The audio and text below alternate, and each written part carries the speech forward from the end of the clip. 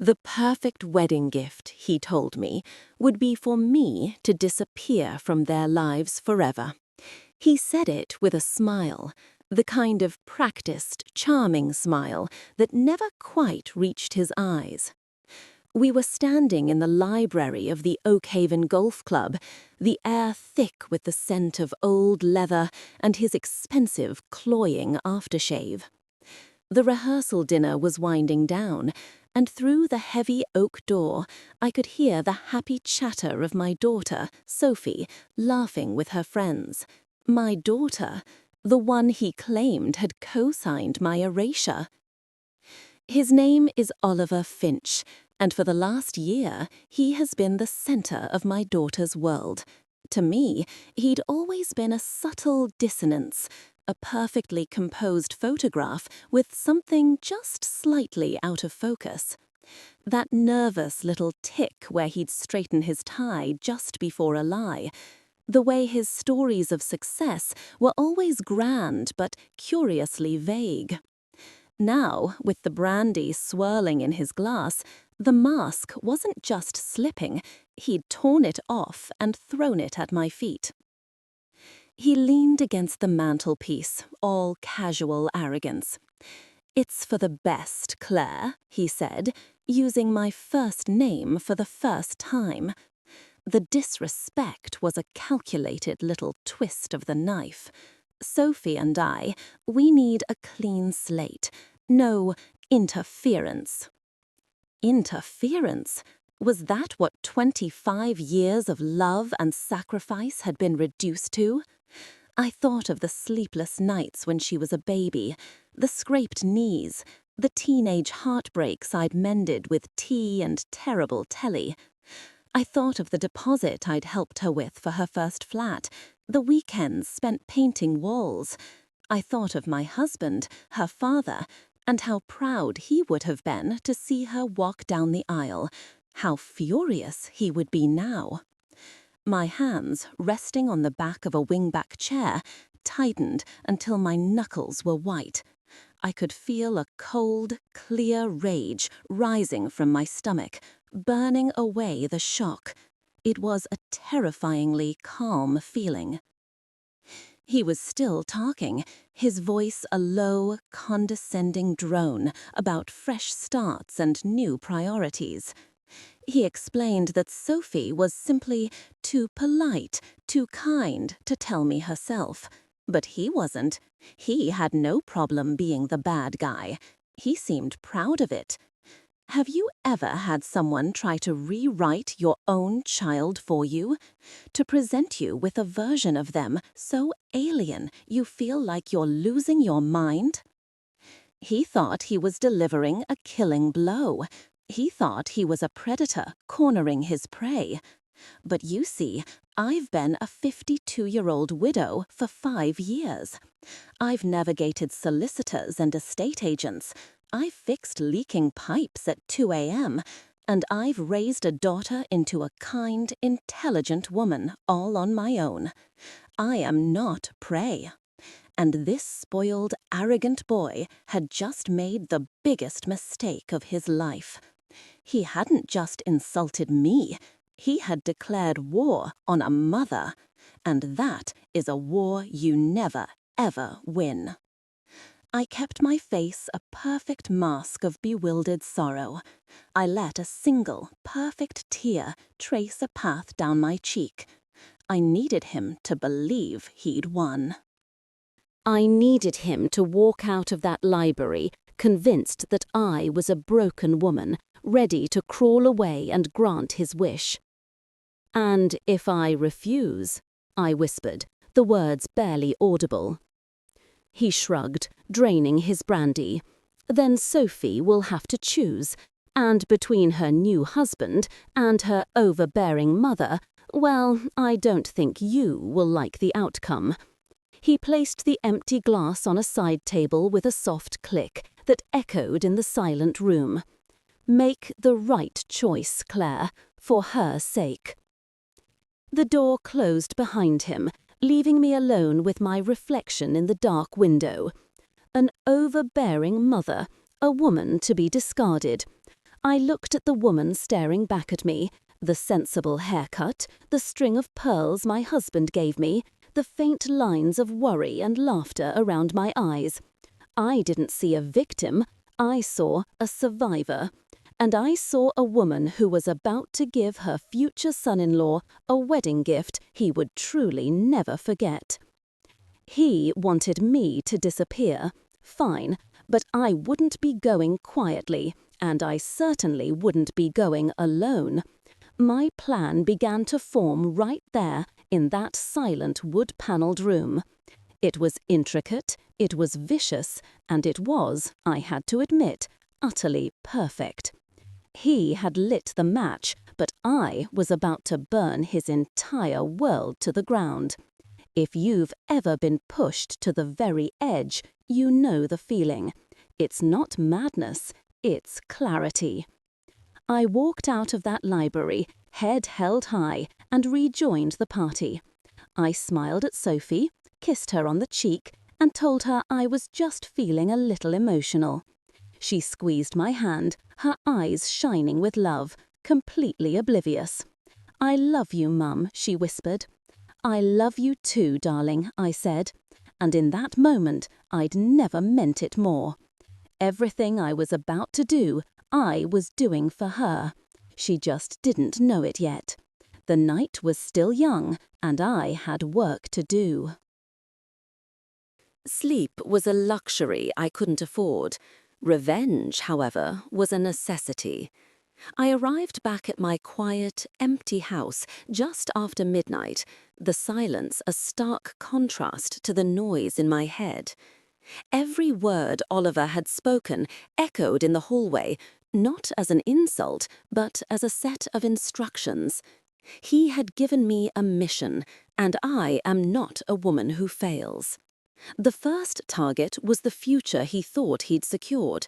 For months, Sophie had been posting pictures of the lake house on her Instagram, a property I'd bought with the last of my husband's life insurance.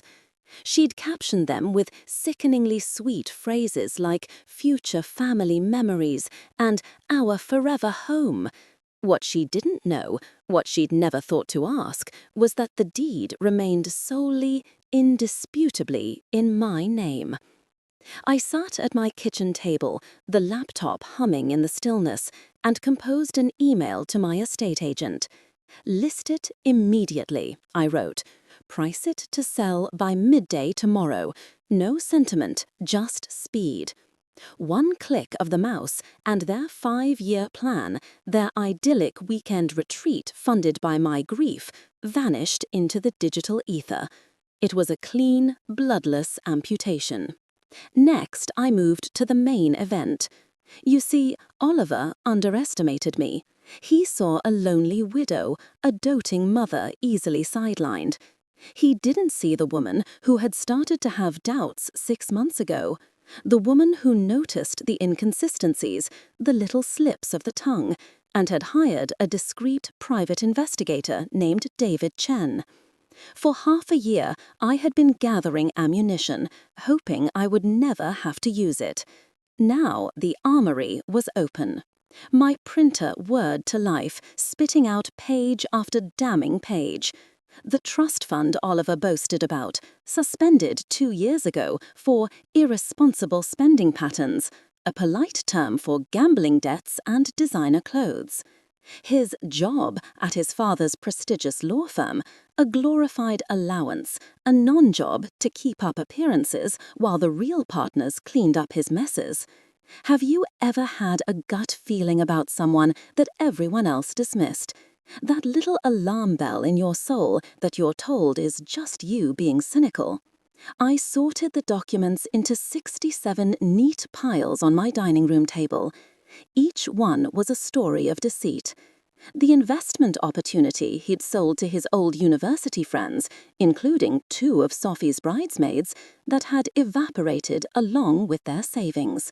The police reports from a previous relationship that ended with a restraining order. He wasn't just a liar, he was a parasite, and my daughter's wedding was set to be his biggest score yet. At 3 a.m., I dialed the number for Helen, our caterer for over 20 years. She answered on the third ring, her voice thick with sleep. I explained, with a calm I didn't feel, that I had a last-minute addition to the table settings. Small white envelopes, I told her, one for each guest. Her confusion was palpable, even over the phone. She questioned the timing, the secrecy. I cut through her concerns with a single, chillingly cheerful phrase. Think of them as wedding favors, Helen. Very personal wedding favors. The line went quiet for a moment before she agreed, perhaps sensing a tone in my voice that warned against further questions. By 4 a.m., my phone began to buzz. It was the estate agent. Claire, I've had 3 cash offers already, all over the asking price. Are you serious about this? I typed back a single word. Yes. It's amazing how quickly you can dismantle a future when you have the right motivation. The last envelope I prepared was different. It was for Sophie's place setting. It didn't contain the sordid details of Oliver's finances or his criminal tendencies. It contained something far more personal, far more devastating. A single glossy page, the printout of the Lake House property listing, with the words "sold" stamped across it in bold red letters. She wouldn't be reading about his crimes, she'd be reading about the death of her dream. As dawn broke, casting a pale grey light into the room, I looked at the 67 envelopes stacked on the table. They looked so innocent, so harmless, but I knew what they were. They were paper bombs, each one packed with shrapnel of truth, ready to detonate in the middle of a fairy tale. I showered and dressed with meticulous care. I chose a dress of deep emerald green, a color of rebirth, of poison. I applied my makeup with a steady hand, covering the dark circles of a sleepless night. I was no longer the mother of the bride. I was an angel of justice, and today was Judgment Day. He wanted me to disappear. By sunset, he'll be the one wishing he could. There is a unique kind of weight to a box filled with secrets. I carried it into the service entrance of the country club at dawn, the simple white cardboard feeling heavier than stone. Helen, the caterer, met me by the kitchens, a steaming mug of tea in her hands and a deep-seated curiosity in her eyes. She eyed the box as if it might start ticking. "You're making me nervous, Claire," she said, her voice a low whisper. "I've catered hundreds of weddings, never had the mother of the bride turn up with mystery packages at 6 in the morning." I gave her a smile that I hoped looked reassuring, but likely came across as deeply unsettling. "Today's reception will be memorable, Helen. I promise you that." I handed her the box. One envelope for each place setting, no exceptions. The hours that followed were a masterclass in deception. I sat in a salon chair, a glass of champagne in my hand, surrounded by the giddy energy of Sophie and her bridesmaids. They chattered about the honeymoon in the Maldives, the speeches, the first dance. I was a ghost at their feast, smiling and nodding while my mind was miles away. Have you ever had to wear a mask so perfectly that you start to forget your own face underneath? Sophie, radiant in a white silk robe, turned to me as the makeup artist applied her lipstick. "I'm so nervous, Mom," she confided, her voice a little shaky. "What if something goes wrong?" I squeezed her hand, a genuine pang of sorrow cutting through my rage. This was the collateral damage.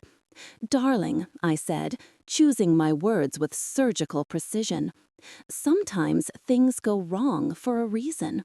Sometimes it's the universe protecting us from a much bigger mistake. She laughed, dismissing it as pre-wedding philosophy.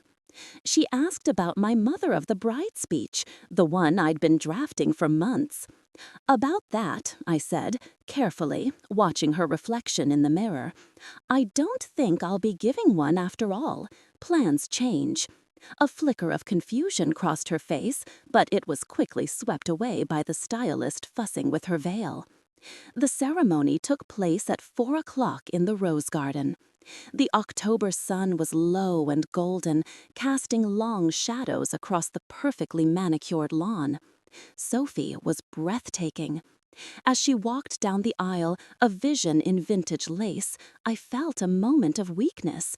For a split second, I wanted to stop it all, to scream the truth and spare her the public humiliation. Then I saw him. Oliver, waiting at the altar, that same empty, practiced smile plastered on his face. It wasn't the look of a man in love. It was the look of a predator who had successfully cornered his prize, and my resolve hardened into something unbreakable. When the officiant asked if anyone had just cause why they should not be married, a profound silence fell over the garden. I held my breath. I said nothing. My objection wasn't a shout. It was a whisper, printed on 67 sheets of A4 paper, waiting patiently for its moment. Tell me, what would you have done? Would you have stood up and made a scene, or would you let the truth do its own dirty work? The cocktail hour was a blur of air kisses and polite inquiries. Relatives I hadn't seen in years told me how proud I must be, how charming Oliver was, what a perfect couple they made. I smiled, I nodded, I sipped my champagne, and with every fake pleasantry, I felt the coil of tension inside me tighten. Through the glass doors of the terrace, I watched the waiters moving between tables, placing the small white envelopes next to the polished silverware. At 6:30, the dinner bell chimed. Guests drifted inside, finding their seats, their laughter echoing off the high ceilings. I took my place at the head table, directly opposite the happy couple. They were oblivious, caught in a bubble of flashing cameras and congratulations. I smiled, I nodded, I sipped my champagne, and with every fake pleasantry, I felt the coil of tension inside me tighten. Through the glass doors of the terrace, I watched the waiters moving between tables, placing the small white envelopes next to the polished silverware. At 6:30, the dinner bell chimed. Guests drifted inside, finding their seats, their laughter echoing off the high ceilings. I took my place at the head table, directly opposite the happy couple. They were oblivious, caught in a bubble of flashing cameras and congratulations. The MC, a cheerful man in a slightly too tight tuxedo, tapped the microphone. "Ladies and gentlemen, before we begin our meal, the mother of the bride has a small personal message for you all. She asks that you now open the gift waiting at your place setting." A ripple of pleasant curiosity went through the room. 134 hands reached for 67 envelopes. And in the sudden, expectant silence, my daughter's perfect wedding day began to crack. The first sound was a gasp. It came from table 3, where Oliver's old university friends were sitting. It was sharp and sudden, a tear in the fabric of polite conversation. Then came a choked noise from table 5, where Sophie's bridesmaids had been giggling moments before. The silence that followed was not peaceful. It was heavy, suffocating, the kind of quiet that precedes a storm. Oliver noticed it before Sophie did. His head, which had been bent towards her in a pantomime of devotion, slowly lifted. His eyes scanned the room, his practiced smile faltering as he took in the sea of shocked faces, the sudden halt in conversation, the way people were no longer looking at the bride, but at him. His gaze darted from table to table, a cornered animal sensing the trap. When his eyes finally found mine across the floral centerpiece, I didn't flinch. I simply raised my champagne flute in a slow, deliberate toast. A silent declaration. Checkmate. "Mum?" Sophie's voice was a thread of confusion. "What's going on? Everyone's gone quiet." She still hadn't opened her own envelope. She was looking at her guests, her perfect day curdling around her. That's when James, one of Oliver's groomsmen, pushed his chair back from table 3. He stood up, the single sheet of paper from his envelope trembling in his hand. His face was a blotchy, furious red. He started walking towards the head table, and with his first step, the dam broke. "Oliver," he said, his voice carrying across the cavernous room, "we need to talk now." Oliver tried to laugh it off, a strained, panicked sound. "Jimmy, mate, can it wait? Bit busy getting married here." But there was a tremor in his voice. The mask was cracking under the pressure of 100 pairs of eyes. James didn't stop. He held up the paper like a prosecutor presenting evidence. "According to this," he announced, his voice ringing with betrayal, "that surefire investment you pitched us last Christmas, the one you swore would double our money, you owe me £12,000. Sophie's head whipped around. What investment? Before Oliver could formulate a lie, a woman's voice called out from table 7. It was Priya, one of Sophie's oldest friends. "He owes me 8 grand for that boutique catering company we were supposed to start together." Then another and another. A crescendo of accusation, a chorus of the conned. 5,000 for a restaurant franchise that never existed. 6,000 for a property deal in Spain that was nothing but a fake website. The voices rose from every corner of the room, each one a nail in Oliver's coffin, each one a testament to his greed. Have you ever seen a man's entire life implode in the space of 90 seconds? It's quite the spectacle. Configuration: the widow's revenge. The confidant's revenge. The listener is not an audience. They are your accomplice. You are an intelligent, mature woman in your late 60s, recounting the story of your spectacular revenge and reinvention.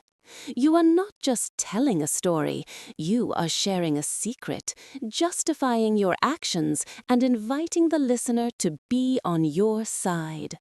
Your performance should feel intimate and conspiratorial, as if you're speaking to a trusted friend over a glass of good wine, calmly explaining how you dismantled the lives of those who wronged you and built a new one from the ashes.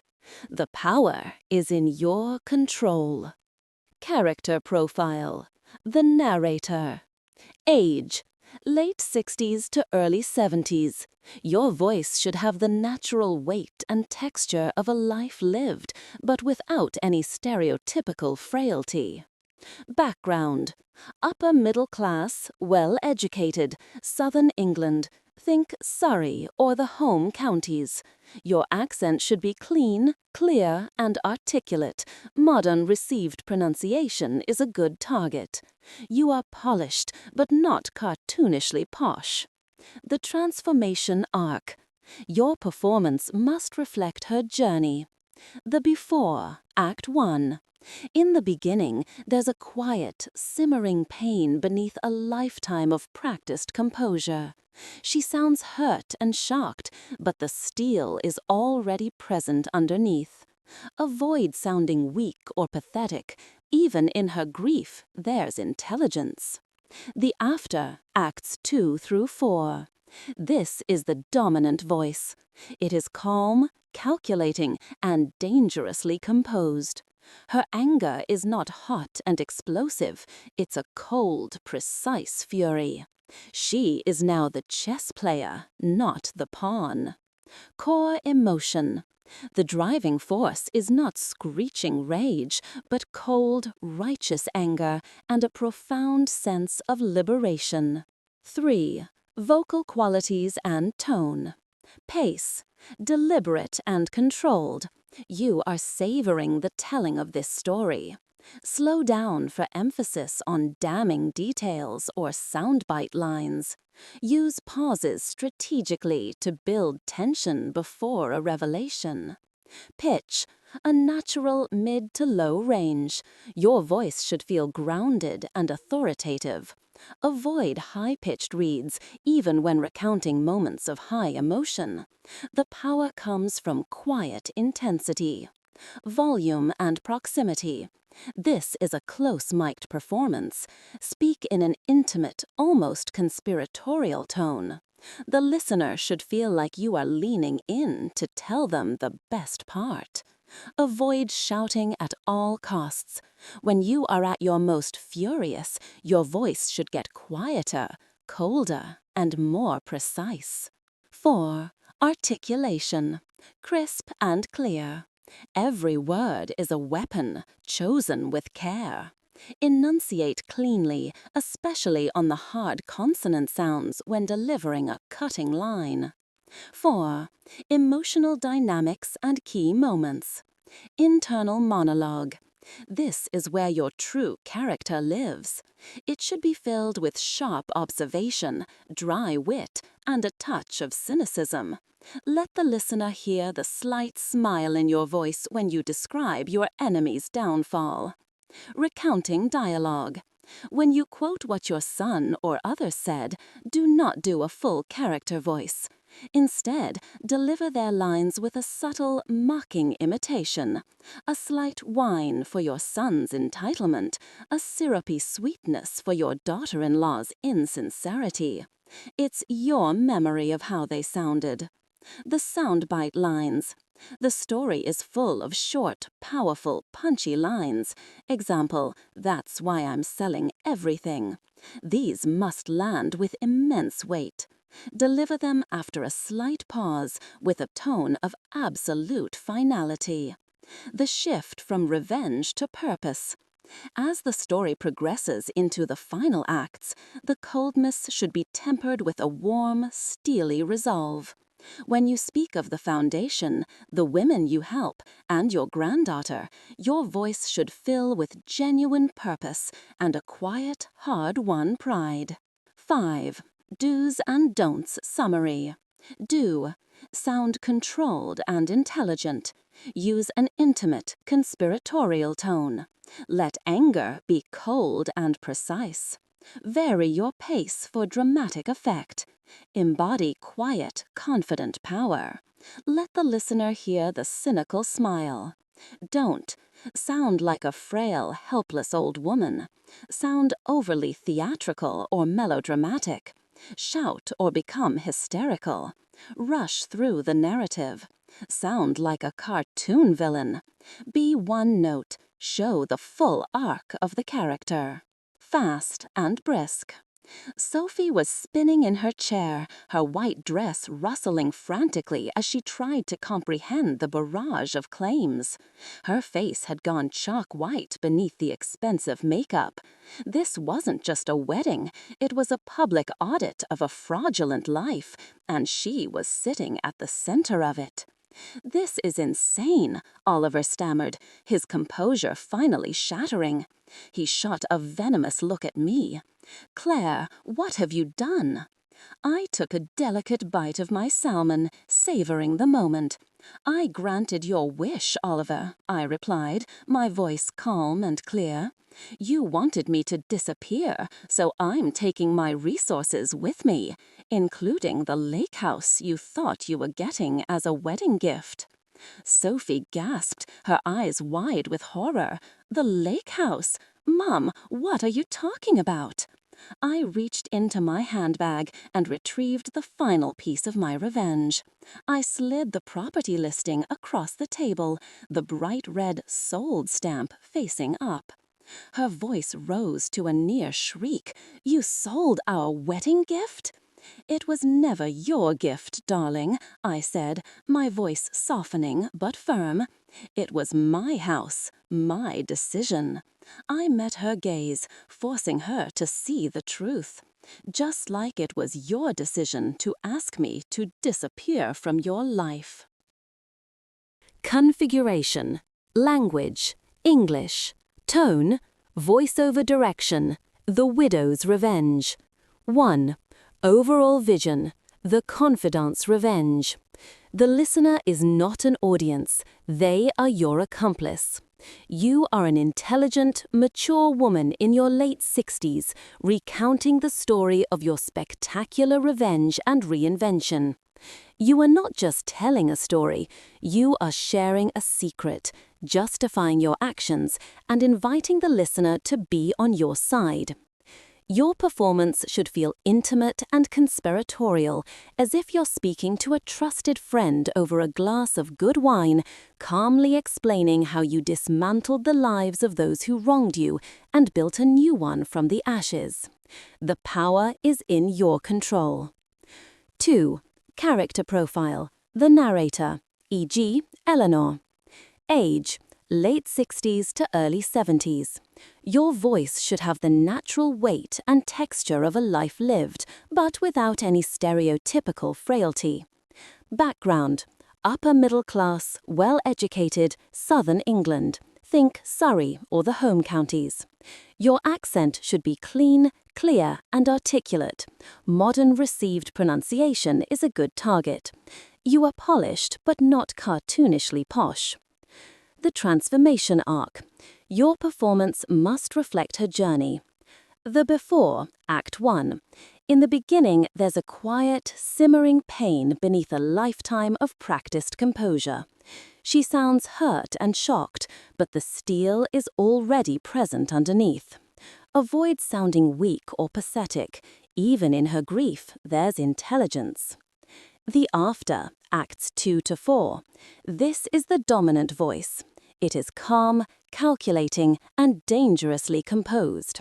Her anger is not hot and explosive. It's a cold, precise fury.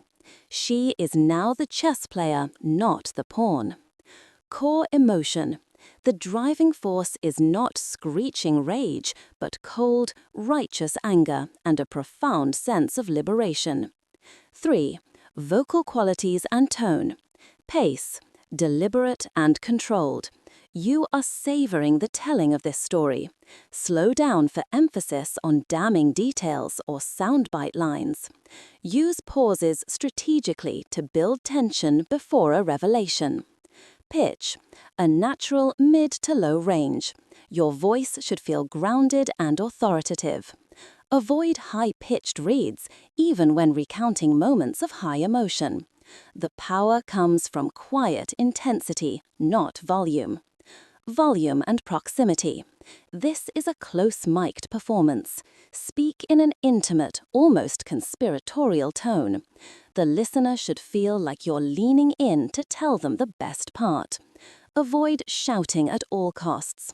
When you're at your most furious, your voice should get quieter, colder, and more precise. Articulation, crisp and clear. Every word is a weapon, chosen with care. Enunciate cleanly, especially on the hard consonant sounds when delivering a cutting line. 4. Emotional dynamics and key moments. Internal monologue.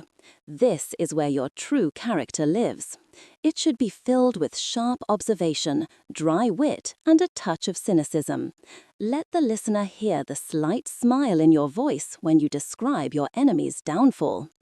Recounting dialogue.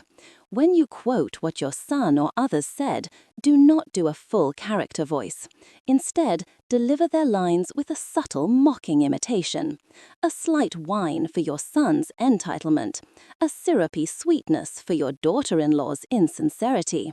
It's your memory of how they sounded. The soundbite lines. The story is full of short, powerful, punchy lines, e.g., "That's why I'm selling everything." These must land with immense weight. Deliver them after a slight pause with a tone of absolute finality. The shift from revenge to purpose. As the story progresses into the final acts, the coldness should be tempered with a warm, steely resolve. When you speak of the foundation, the women you help, and your granddaughter, your voice should fill with genuine purpose and a quiet, hard-won pride. 5. Do's and don'ts summary. Do. Sound controlled and intelligent. Use an intimate, conspiratorial tone. Let anger be cold and precise. Vary your pace for dramatic effect. Embody quiet, confident power. Let the listener hear the cynical smile. Don't. Sound like a frail, helpless old woman. Sound overly theatrical or melodramatic. Shout or become hysterical. Rush through the narrative. Sound like a cartoon villain. Be one note. Show the full arc of the character. Fast. Confusion warred with disbelief on Sophie's face. "I never asked you to disappear," she whispered, her voice cracking. "Mum, I would never say that." Before I could answer, Oliver grabbed her arm, his fingers digging into the delicate lace of her sleeve. His charm had evaporated, replaced by raw, ugly panic. "We're leaving," he hissed. "This is a setup. Your mother's having some sort of breakdown." But Sophie shook him off, a spark of defiance finally igniting in her eyes. She was looking at me, only me, demanding the truth. "Explain this, Mum," she pleaded. "All of it."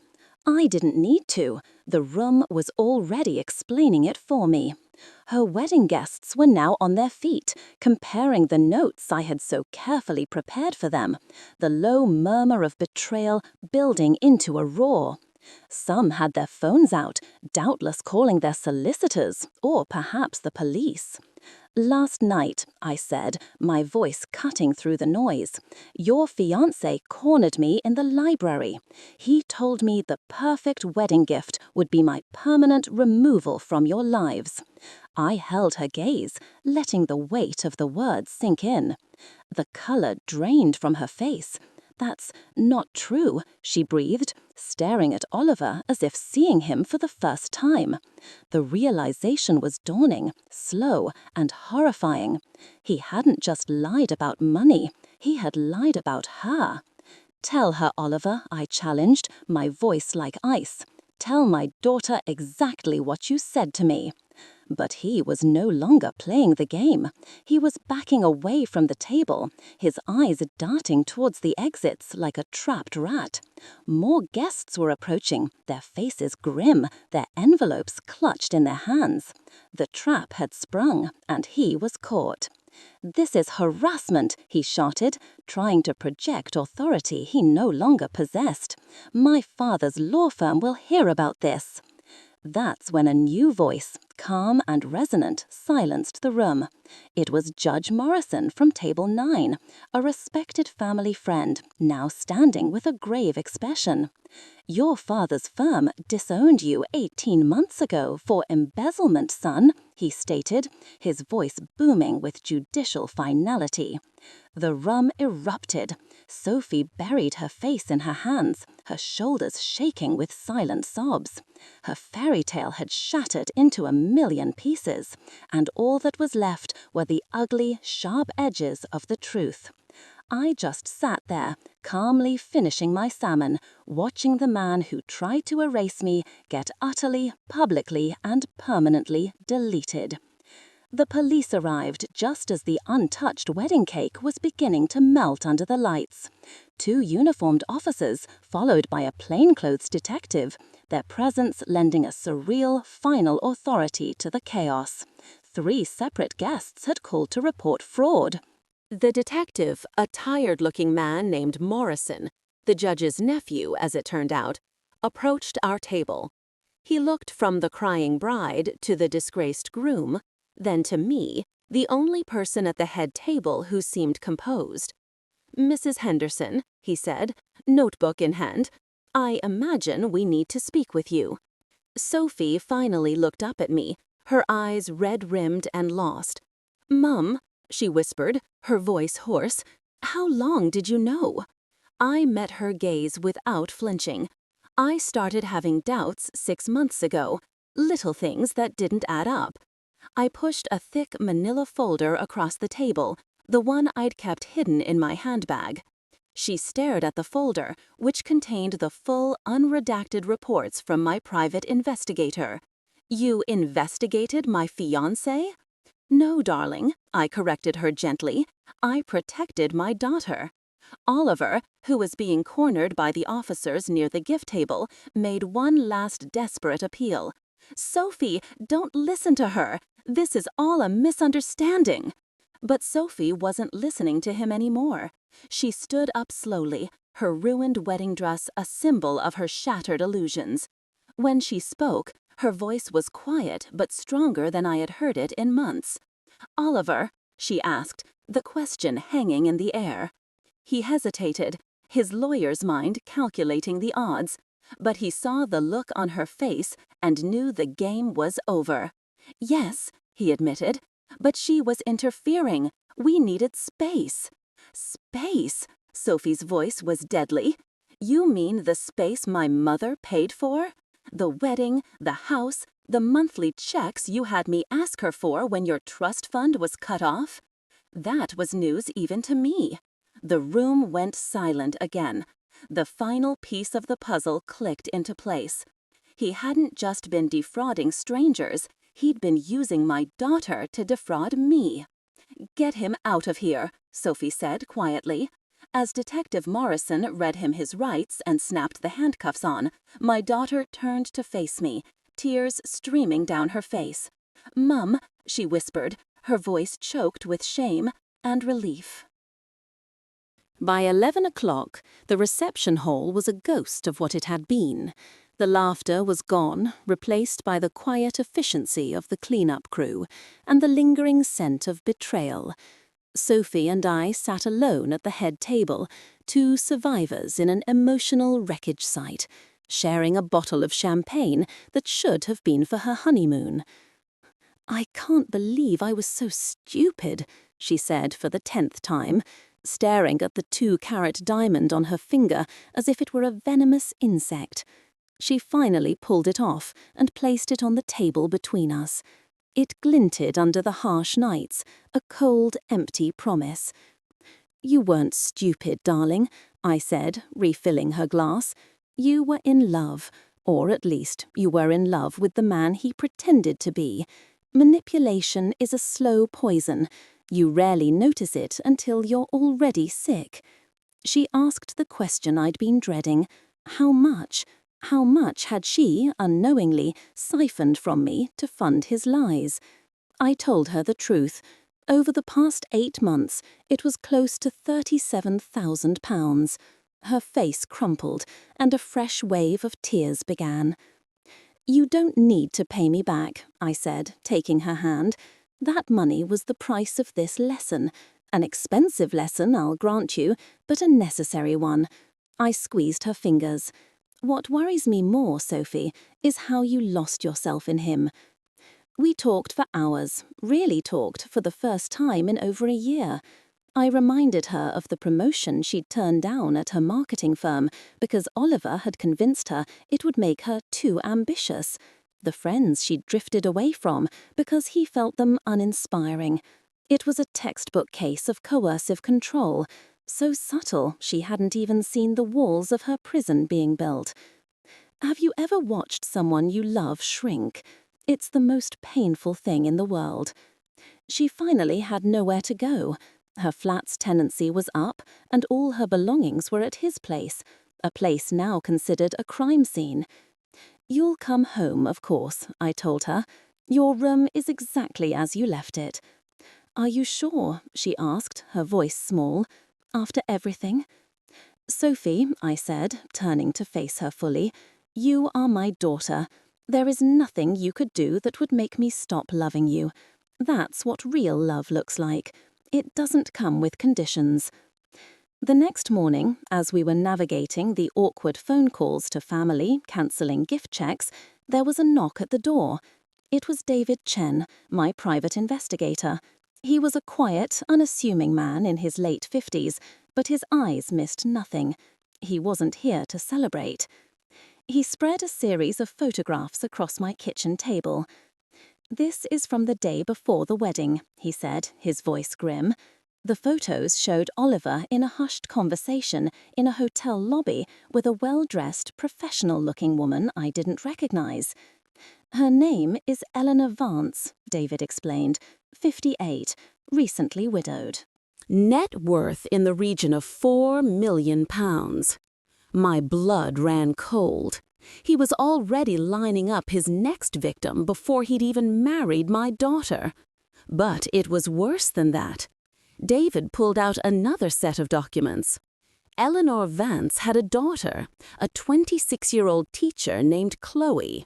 And for the past 2 months, Chloe had been dating a charming young man, posting loved-up photos all over her social media. "That's not Oliver," Sophie said, leaning in. "No," David confirmed. "That's his business partner, a man named Daniel Clark. They work as a team. One targets the daughter for access, the other targets the mother for the assets." I felt sick. This wasn't just a one-off con man. This was an organized, predatory operation. They were professionals. We had just been their latest project. If you've ever felt like you've narrowly dodged a bullet, imagine finding out it was fired from a sniper rifle, and the sniper is still out there, aiming at someone else. "Oliver's arrest doesn't stop this," David said, his expression serious. "If anything, it will make his partner more desperate, more dangerous. He'll accelerate his timeline with the daughter. We had to warn them." Sophie, to her immense credit, didn't hesitate. "No one else should go through what we did," she said, her voice firm with a newfound resolve. David explained the problem. A direct approach would just spook Daniel Clark. He'd disappear, change his name, and pop up somewhere else. We needed evidence. We needed a plan. He told us that Eleanor Vance was a member of the same country club where the wedding had been held. "If you could arrange an introduction, Claire," he suggested, "we might be able to get inside." As he left, a chilling thought occurred to me. Oliver, at the reception, when the chaos erupted, he hadn't just looked panicked. He had looked methodical. His eyes had scanned the room, taking in the faces, the names on the place cards. "Mom," Sophie said, her voice barely a whisper, as if she'd had the same thought. He wasn't just looking for an escape.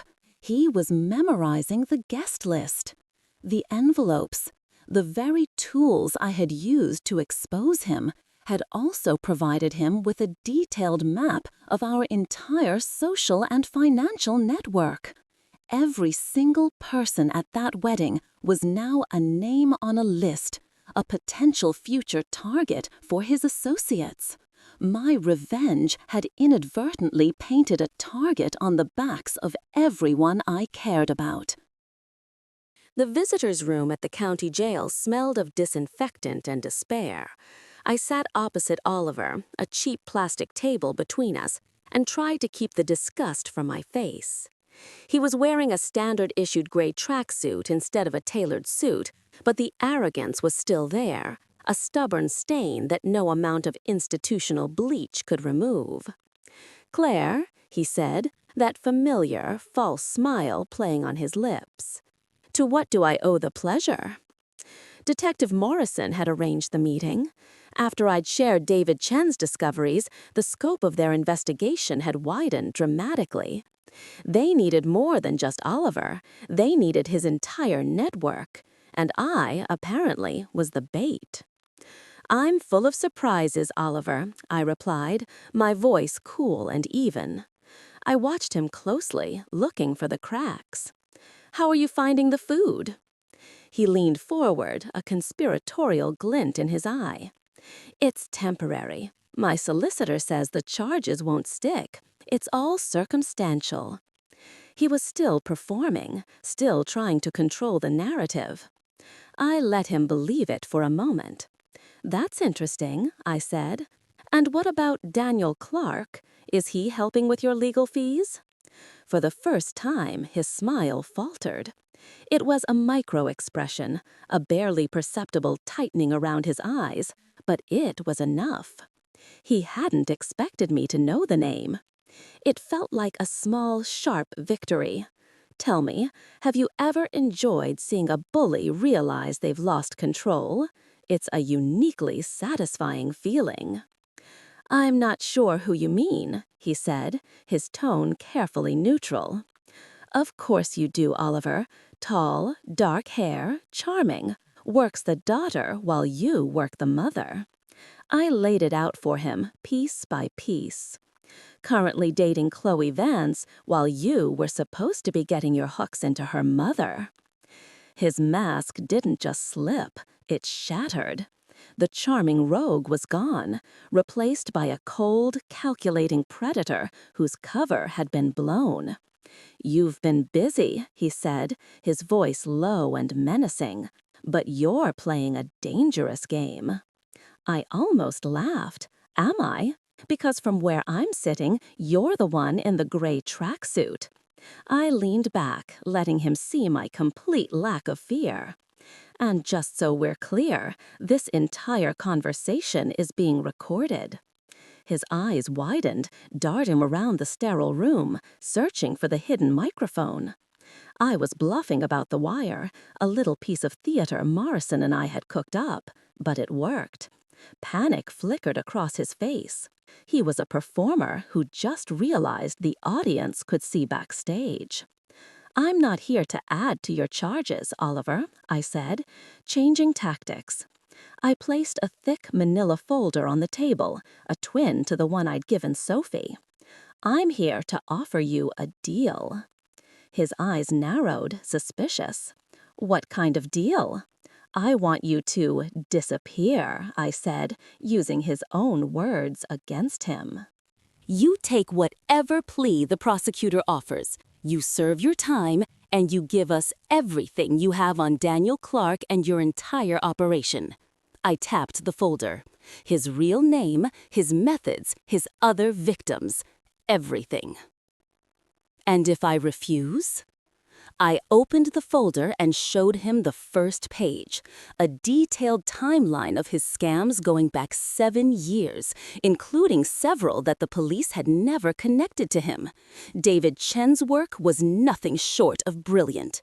Then this goes to every police force in the country, and to a few select journalists I happen to know. You'll be infamous. You'll never be able to run another con in your life. He stared at the documents, the blood draining from his face. For the first time since I'd met him, Oliver Finch looked truly, utterly defeated. The arrogance was gone, replaced by the flat, dead-eyed expression of a man who had run out of moves. "What happens to Daniel if I talk?" he asked, a flicker of loyalty, or perhaps just self-preservation. "That's not your concern anymore," I said. "Your only concern is whether you want to spend the next 20 years looking over your shoulder." He was silent for a long moment, the gears turning in his mind. Finally, he looked up at me, and for the first time I saw something that might have been a sliver of genuine respect. "You're not what I expected, Claire. Most people don't have daughters they're trying to protect." "All right," he said, his voice barely a whisper. "I'll tell you everything, but I want something in return." He wanted to talk to Sophie. He wanted to apologize, properly, with no solicitors present. I studied his face, searching for the angle, the con, but all I saw was a broken man. "I'll ask her," I said, "but it's her decision, not mine." As I stood to leave, he called after me. "Claire," he said, his voice raw, "for what it's worth, I think Sophie is lucky to have you." I didn't turn back. His validation meant nothing to me. All that mattered was the information he was about to give us and the other predator who was still out there circling a new, unsuspecting family. Configuration: The Widow's Revenge. Genre: The Confidant's Revenge. The listener is not an audience. They are your accomplice.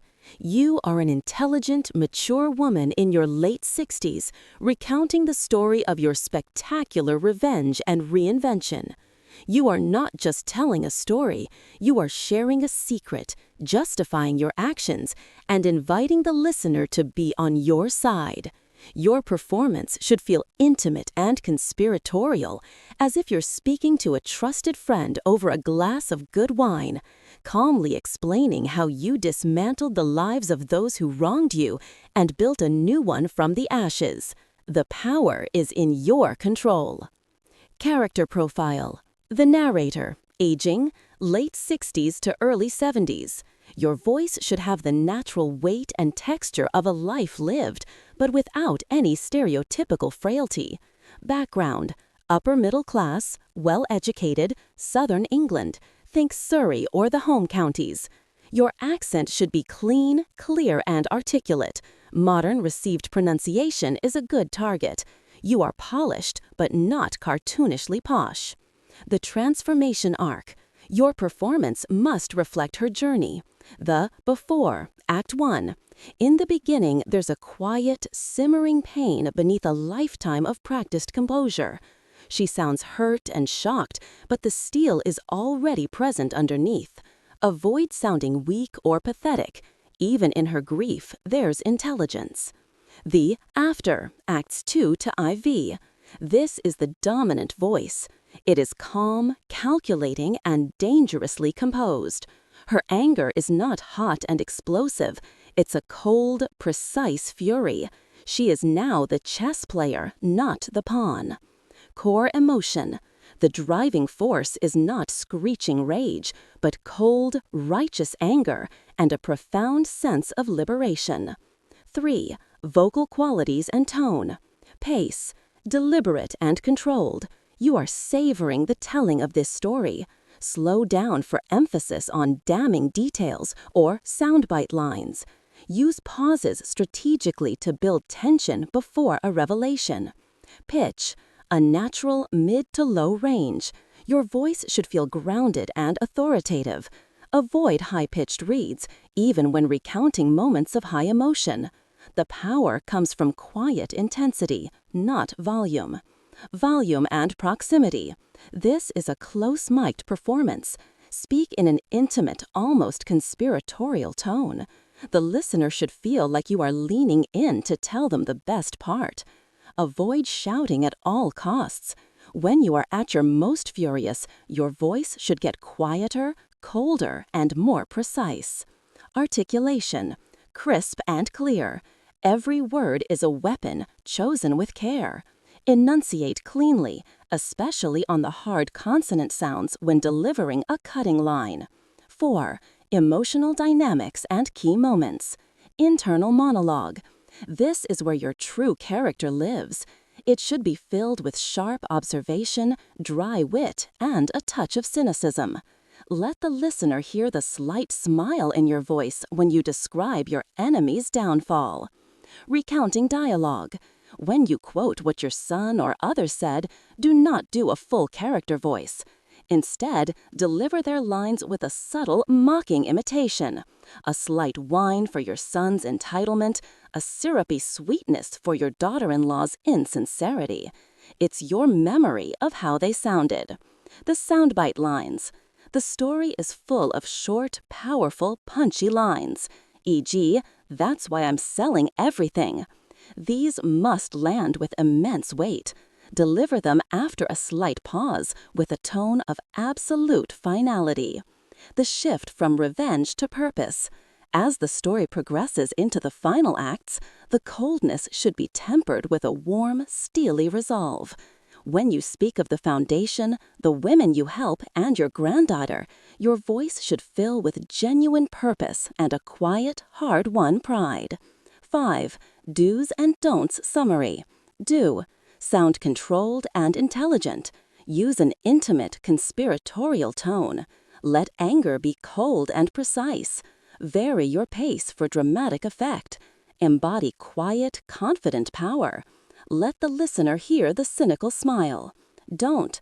Sound like a frail, helpless old woman. Sound overly theatrical or melodramatic. Shout or become hysterical. Rush through the narrative. Sound like a cartoon villain. Be one note. Show the full arc of the character. Eleanor Vance's living room was a study in understated wealth. Tasteful art, antique furniture, and floor-to-ceiling windows overlooking a manicured garden in one of Surrey's most exclusive postcodes. It was the kind of calm, ordered world that predators like Oliver and Daniel were built to shatter. Sophie and I sat on a plush velvet sofa, watching a woman's life pivot on the contents of a single manila folder. Getting the meeting had been surprisingly easy. A mutual acquaintance from the country club, a carefully worded phone call about challenges with the younger generation's romantic choices, and Eleanor had invited me for tea, her voice tight with a worry she couldn't yet name. "You're telling me that that everything he's told Chloe is a lie?" she asked, her hands trembling as she stared at a photograph of him. It was a picture of him with her daughter, both of them beaming, the very image of new love. "I'm afraid so," I said gently. "And Eleanor, we have every reason to believe that you were the ultimate target. Chloe was just his way in." Eleanor was no fool. She was a retired barrister, a woman who had spent her life dissecting lies for a living. But this was different. This was her daughter. Have you ever had to deliver news that you know will break someone's heart, just to save them from something worse? It's a terrible, necessary burden. "Chloe will be devastated," she whispered, her professional composure crumbling. "She thinks he's going to propose." Sophie leaned forward, her voice filled with a quiet empathy that made my heart ache. "Mrs. Vance, 3 days ago, I was in her exact position. The humiliation is awful, but the relief of finding out before you make a lifelong mistake, that's everything." The real question was how. How do you tell a young woman in the flush of love that her perfect man is a monster? A direct confrontation would be a disaster. She would defend him, he would deny everything, and he would pull her further away from us, isolating her completely. "We have a plan," I said, laying out the strategy David Chen and Detective Morrison had helped me devise. We wouldn't tell Chloe the truth. We would arrange a situation where she would be forced to discover it for herself. The plan was simple and deeply manipulative. Eleanor would invite Daniel and Chloe for a quiet dinner at her home, a chance to get to know him better. David would have the house wired with hidden cameras and microphones, with Detective Morrison and his team monitoring from a surveillance van parked down the street. "It feels dishonest," Eleanor said, her legal mind wrestling with the ethics of it. "He has been manipulating your daughter for months," I countered. "Sometimes the only way to fight a manipulator is to use their own tactics against them." We would create a controlled environment and ask a series of carefully crafted questions about his background, questions we already knew the answers to. We would give him enough rope, and we would let Chloe watch him hang himself with it. Eleanor, a woman used to cross-examinations, quickly grasped the potential. She began suggesting questions of her own, subtle traps designed to expose his lies. He told Chloe he had a degree from Cambridge, but also that he'd grown up in Manchester. She would ask him about the culture shock of moving south for university, a seemingly innocent question that would force him deeper into his fabricated backstory. As we were preparing to leave, Eleanor put a hand on my arm, her eyes searching mine. "Claire, why are you doing all this? You don't know us. Your daughter is safe now." I thought for a moment. Because 3 days ago, I was a woman whose daughter had been tricked into abandoning her. Today, I'm a mother who has her daughter back. I looked at Sophie, who gave me a small, supportive smile. The only difference was information, Eleanor. The right information at the right time. On the drive home, Sophie was quiet.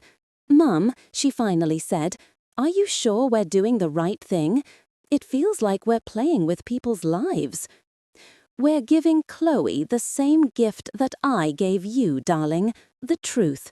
It's ugly and it hurts, but it's better than the alternative."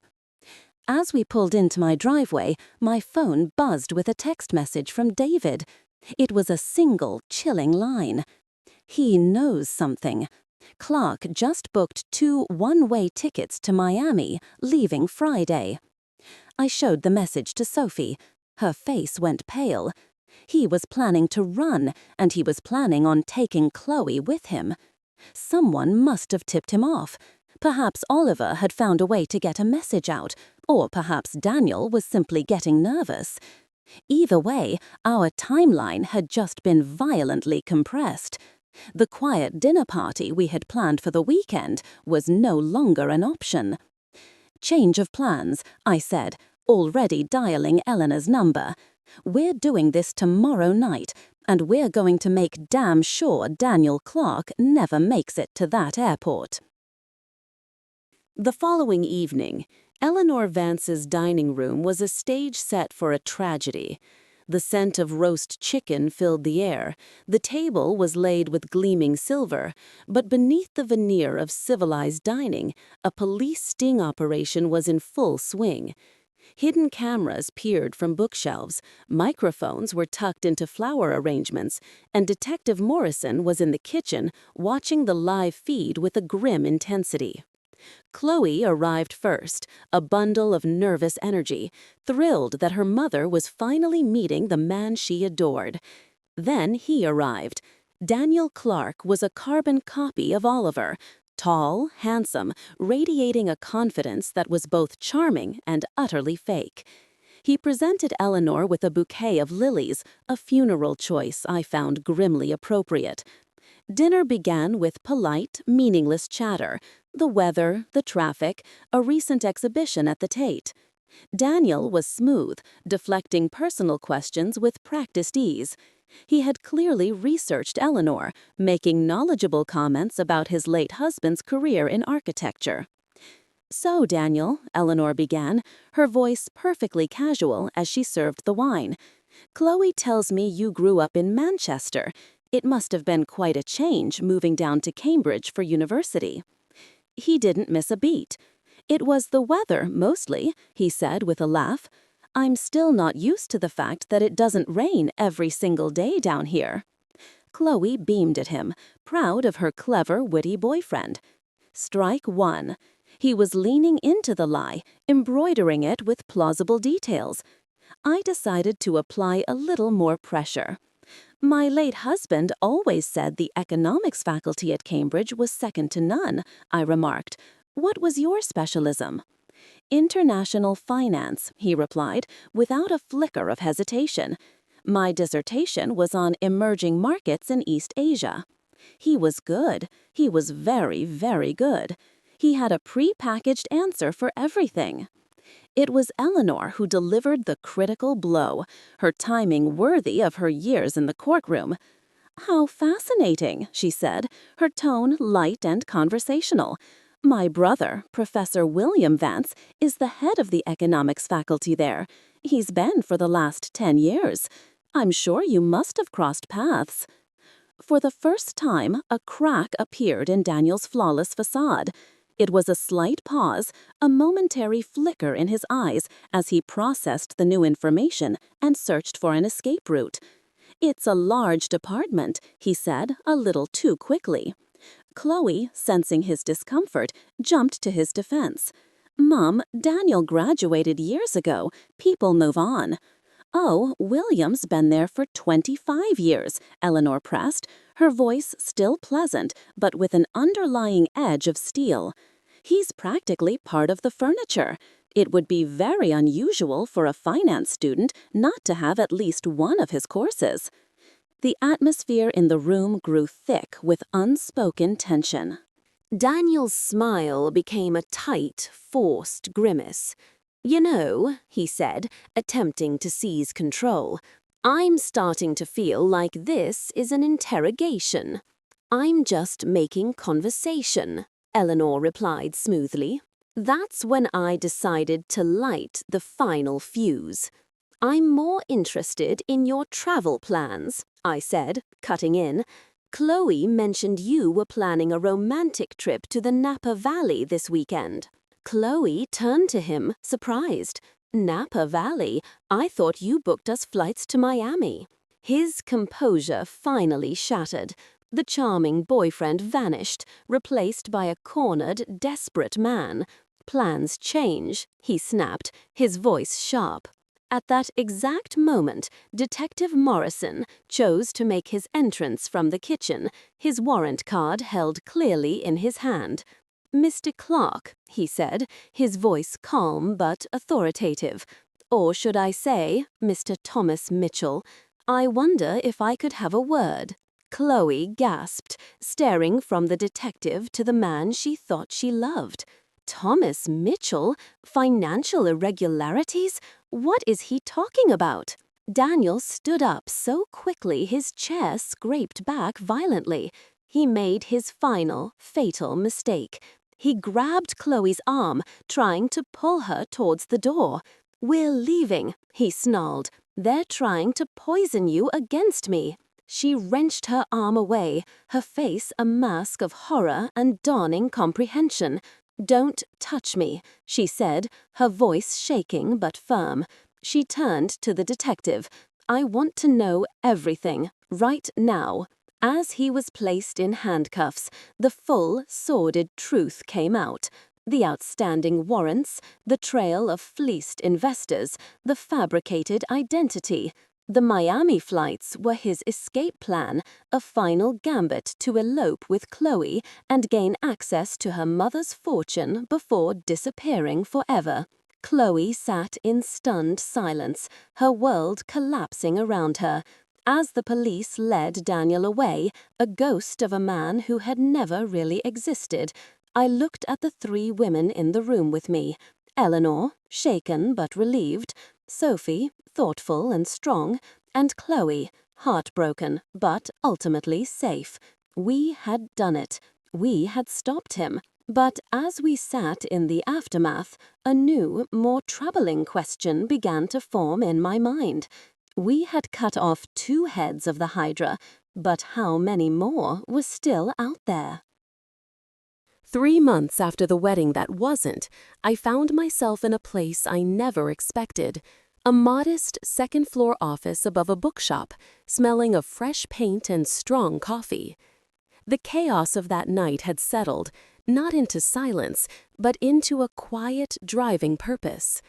The man who had told me to disappear had, in a strange way, given me a reason to be more present than ever before. We called it Second Chances. It was funded by the money from the lake house sale, the money I had once earmarked for a future that turned out to be a lie. Now it was being used to prevent other families from falling into the same trap. Eleanor, with her sharp legal mind, sat on our board of directors. Sophie, rediscovering the confidence Oliver had tried so hard to extinguish, handled our marketing and outreach in her spare time. Chloe, Eleanor's daughter, volunteered on weekends. She spoke to young women, her voice steady and clear, using her own painful experience as a shield for others. It's a strange and powerful alchemy, turning personal trauma into a public service. Have you ever found strength in the very thing that was meant to break you? Our work was simple, but vital. We offered a lifeline to people who had nowhere else to turn. Subsidized private investigation services for those with suspicions, legal support for victims, and counseling to help families rebuild. The phone rang constantly.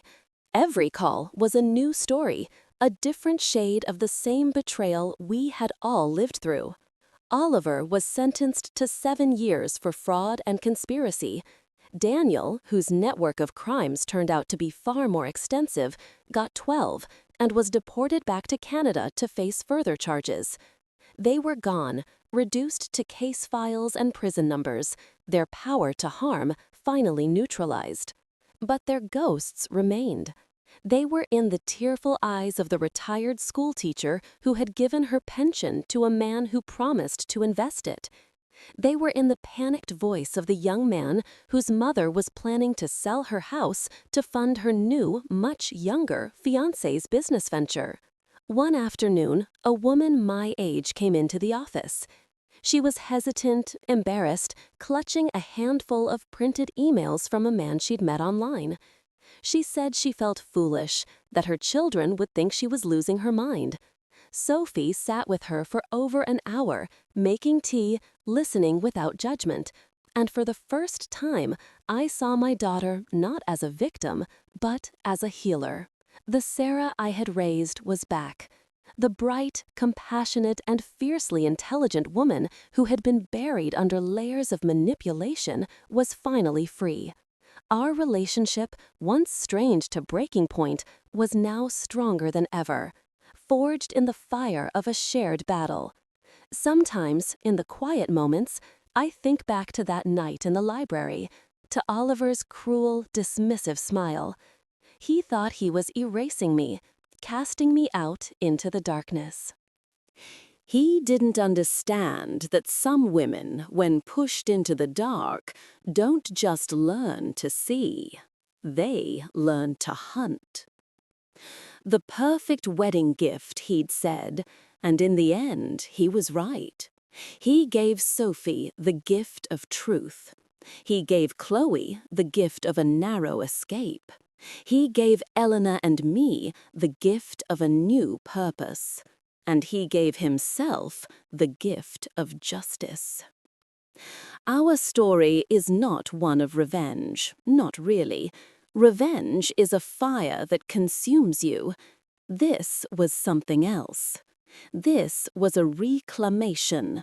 We took the power back. We took our lives back. And now we spend our days helping others do the same. So, if you're listening to this and a little voice in the back of your mind is telling you that something is wrong, that a person you love is not who they seem to be, please, I urge you, listen to it. Your instincts are the best defense you will ever have. Tell me in the comments if you've ever had that feeling and been proven right. The person who disappears isn't always the one who was asked to leave. Sometimes it's the monster you expose to the light. And the life you save might just be your own.